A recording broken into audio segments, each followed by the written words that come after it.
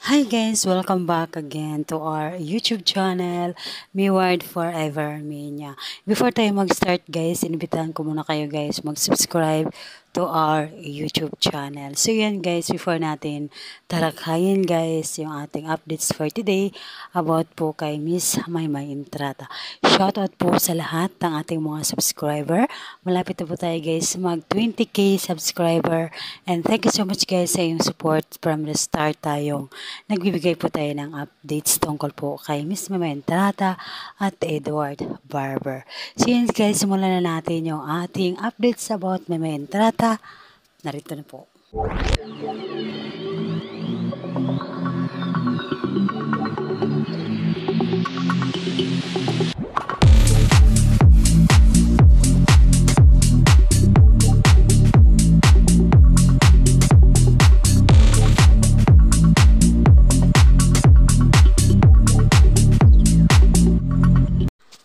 Kumusta na nga ba ang ating Miss Maymay Entrata pagkatapos ng hiwalayan nilang mag-boyfriend na si Aaron Hashkill?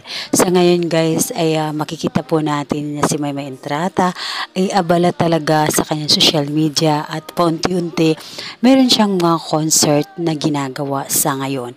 So ang kanyang ginagawang mini concert, yan po ay sa mga mall show niya na kung saan ay pinapasaya niya ang kanyang mga kababayan mula po sa Cagayan de Oro. So noong nakarang araw guys, it's nakasama ni Maymay Entrata ang ilan sa kanyang mga kababayan na nagmula sa Cagayan. So ngayon guys ay unti-unti nga nating nakikita si Miss Maymay Entrata na unti-unti na siyang nakabangon pagkatapos ng kanilang breakup ng kanyang boyfriend na si Aaron Hashkill.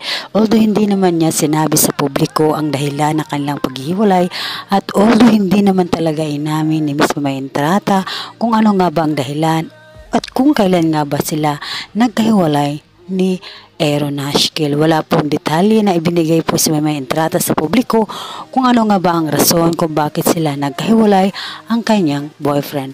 So ngayon guys, tahimik gayon si Miss Maymay Entrata at marami nga binabato sa kanyang mga intriga ay hindi pa rin niya ito sinasagot. Hindi siya nagbigay ng anumang detalye tungkol nga ba sa paghihiwalay nila ng kanyang boyfriend.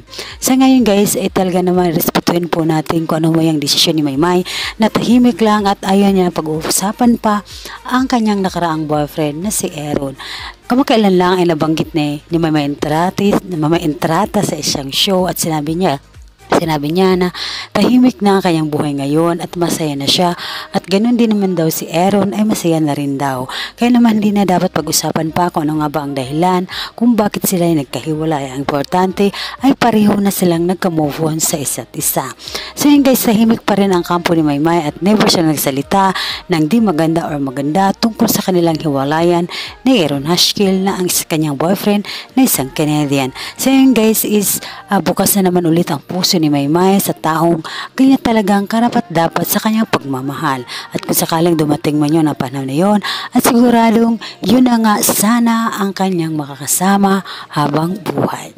Ilan po guys sa aking updates, at kung meron po kayong comments, reaction at opinion sa video yung napanood, pwede niyo po yan mag-comment po sa baba ng ating video na ito. Yan po ang aking updates at maraming salamat po sa inyong lahat.